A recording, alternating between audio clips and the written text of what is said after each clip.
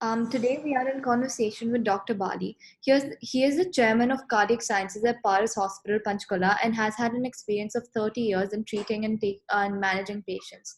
There are a lot of Dr. Bali. There are a lot of concerns regarding the effect of vaccines in people who have underlying heart conditions. So today, I just wanted to ask you some of these questions in order to educate people so that they can make the right decision regarding the vaccine.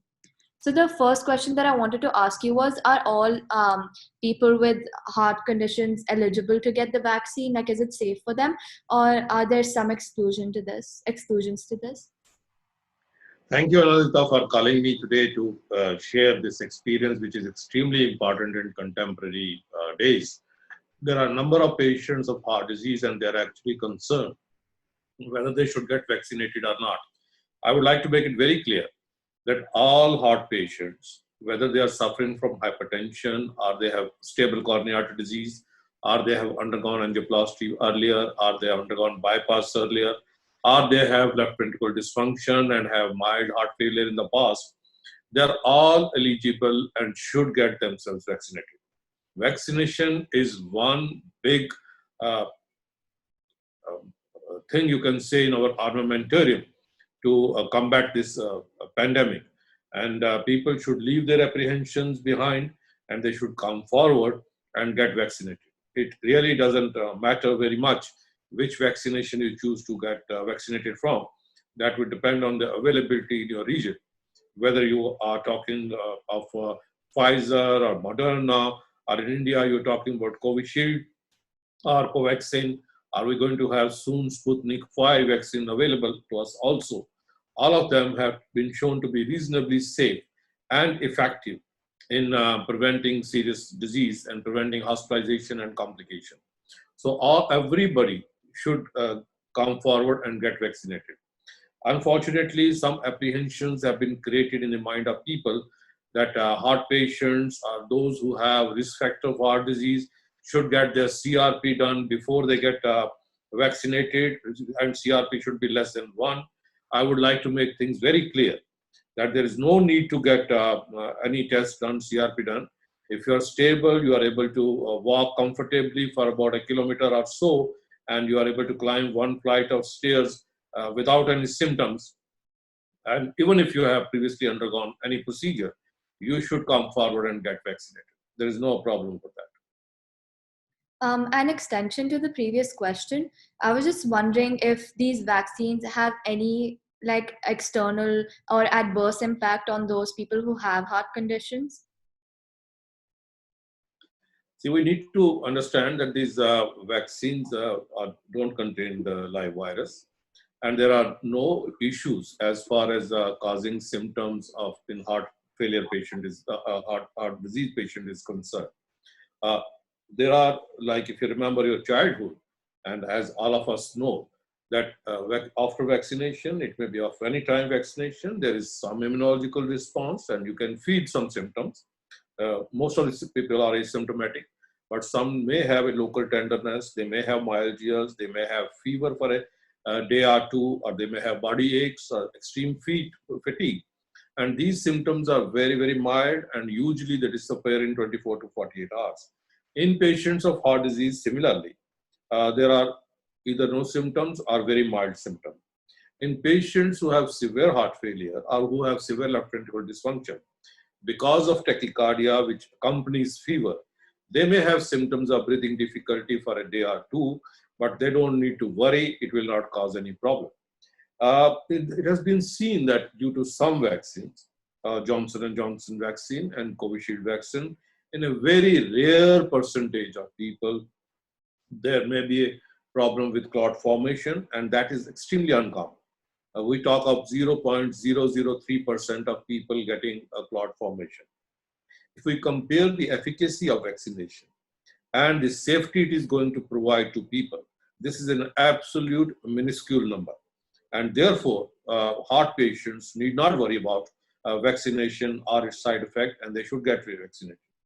I would also like to make clear that many people of heart disease, they are on blood thinners. And this may be in the form of aspirin or clopidogrel or ticagrelor or prasugrel. Some of the patients who have metallic valve because of surgery earlier, or who have irregular heartbeat, which we call as atrial fibrillation, or for any other reason, may be getting oral anticoagulants, what we commonly call as warfarin or Coumadin. And these are blood thinner, they are anticoagulants. Similarly, there are some other direct acting oral anticoagulants, which may be named as dabigatran or rivaroxaban or apixaban. All these drugs are very commonly prescribed to heart disease patients. And I would like to make things very clear that those people who are taking antiplatelet drugs, blood thinners, which I mentioned, aspirin, clopidogrel, ticagrelor, and prasugrel, can safely have vaccination. There is no problem with that. And they don't need to stop the medicine either earlier or on the day of vaccination, and there should be no problem. And thousands of heart disease the world over have undergone vaccination while on these types of antiplatelet drugs.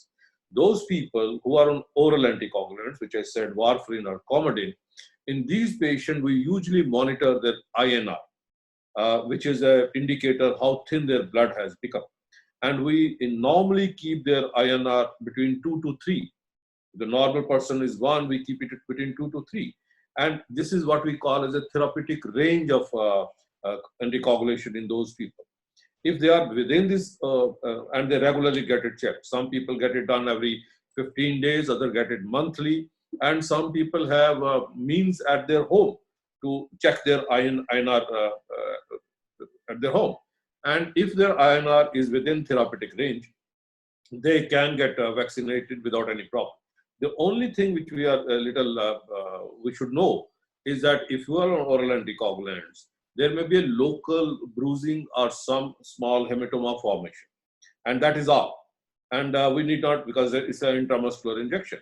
And because the needle which we use is 23 gauge or 25 gauge, which is a very thin needle, there should not be any problem. But we want such people to press the site for about 3-4 minutes so that local hematoma bruising does not occur. And not to rub it, just to press that site for a few minutes, and they should be fine.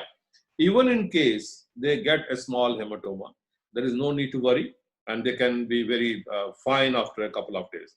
So all patients who are getting blood clots within reasonable therapeutic range have no reasons to worry about complications of these problems. Thank you, Dr. Bali. You've answered a lot of other questions that I had as well.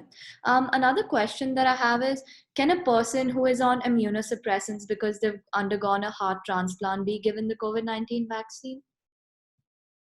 Yes, those people who are on immunosuppressant can undergo vaccination.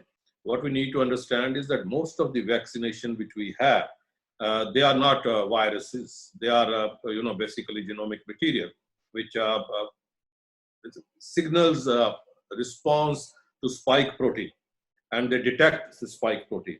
And once they detect the spike protein, they they memorize it. And next time, if they get infection because of virus, because the virus has the similar spike protein, they attack the virus at this time.